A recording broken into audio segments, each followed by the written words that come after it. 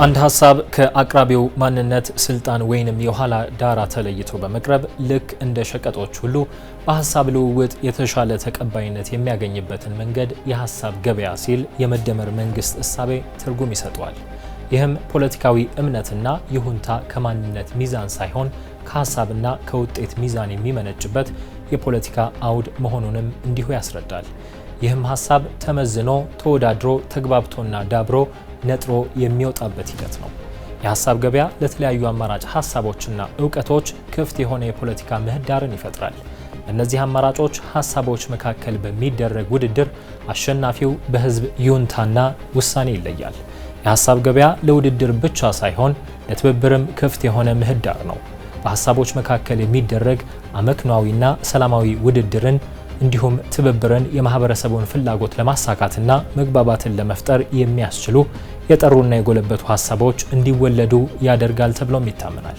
ሁሉም ሐሳቦች ወደ ገበያ ቀርበው በአመክኗዊ ውይይትና የሐሳብ ፍጭት ይሞረዳሉ። በሚያስማሙ ጉዳዮች ላይ አብሮ ለመስራት የሚያስችል ምቹ ምህዳርም ይፈጠራል። በማያስማሙ ጉዳዮች ደግሞ በሐሳብ ውድድር አሸናፊው በህዝብ ዘንድ ባገኘው ቅቡልነት ይለያል። እንደ ኢትዮጵያ ባሉ የሀገረ መንግስት ግንባታ ሂደት ባልተጠናቀቀባቸውና በመሰረታዊ ጉዳዮች ላይ ስምምነትን ባላነበሩ ሀገራት የተረጋጋ የፖለቲካ ሁኔታን ለመፍጠር የተለያዩ ሐሳቦች ውክልናና ተዋጽኦ እጅግ ቁልፍ ነው። የብሔራዊነት ትርክት በነጻነት በእኩልነትና በወንድማማችነት እህትማማችነት ላይ የተመሰረተ ነው።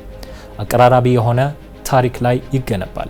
የትናንትን ብቻ ሳይሆን የዛሬ አብሮነትንና የነገ የጋራ ጣፈንታን የሚያመላክት ነው። ወደ ሐሳብ ገበያ በሚደረገው ጉዞ ለፖለቲካ ገበያ በር የሚከፍቱ ያለፉ ስብራቶችን መጠገንና መሻገርም ያስፈልጋል። ለሐሳብ ገበያ መሰረትን ለመጣልና ስብራቶችን ለመጠገን የሚያስችል ብሔራዊ መግባባትን የሚያመጣ ምክክርም አስፈላጊ ነው። ህብረ ብሔራዊ አንድነትና የተረጋጋ የፖለቲካ ብልጽግናን ለማረጋገጥም መደላድል ይፈጥራል። ልዩነትን በአግባቡ አለማስተናገድና መከፋፈል ለዘላቂ ልማት ደንቃራ ነው። ምክንያቱም በትብብርና በውድድር መካከል ሚዛን ከመጠበቅ ይልቅ ያልተገባ ሽኩቻን ይፈጥራል። ህዝብን በአንድ ላይ አስተባብሮ ወደ አንድ የብልጽግና ዓላማ ለመምራትም እንቅፋት ነው። ብሔር ይላል፣ ሃይማኖት ይላል፣ ሰፈር ይላል፣ መንደር ይላል። ለመደመር አይደለም ለመለያየት ነው ጊዜ ይባክናል። እያንዳንዱ ሰው ራሱን ካሸነፈ ምንም ጥርጥር የለው ብቻ ሀገር ትበለጽጋለች። የፖለቲካ ኃይሎች የተለያዩ ማንነቶች እንዲሁም በአጠቃላይ ማህበረሰቡ ለአንድ ከፍ ላለ ዓላማ ከመቆም ይልቅ አነስተኛና ለአንጻራዊ ጥቅም ፉክክር ውስጥ እንዲገባ በማድረግ ኃይል ይበተናል። በተጨማሪም ልዩነት የሚፈጥረው ሽኩቻ ትብብርን ከማክሰም ባሻገር ያልተረጋጋ ፖለቲካዊ ሁኔታና የሰላም መደፍረስን ይፈጥራል።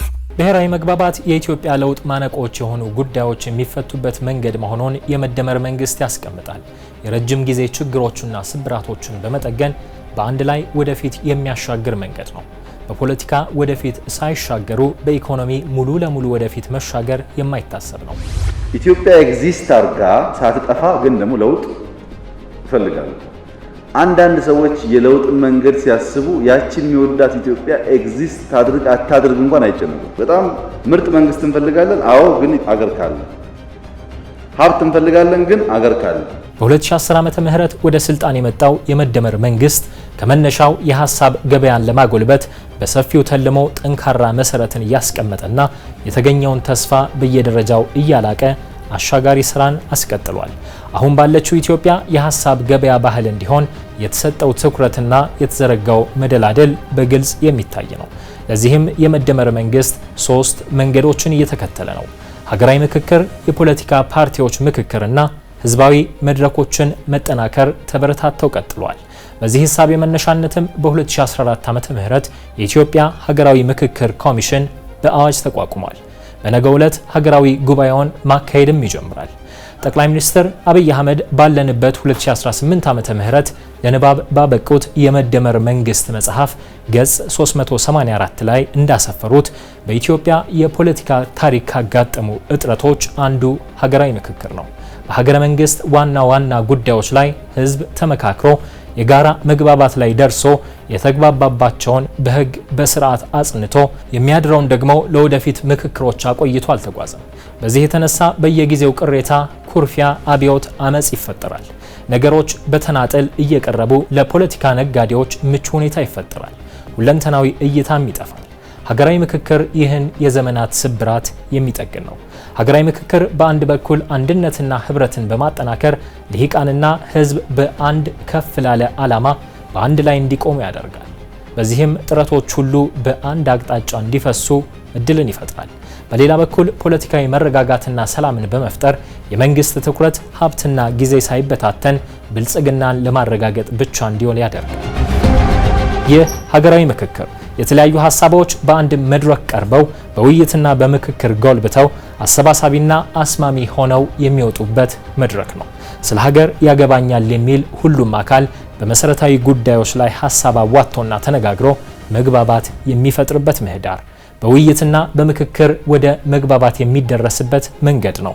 ይህ ትውልድ ዓለም በአብነት የሚጠቅሰው ሀገርን የማሻገር ታሪካዊ ወቅት ላይ ነው። ኢትዮጵያ የመከረች ነው። 2 ዓመት ከመዋጋት 20 ዓመት መወያየት ይሻላል። ኢትዮጵያውያን እንንቃ። በውይይት በምክክር ችግሮቻችንን መፍታት የስልጣኔ ሀሁ እንደሆነ እንገንዘብ።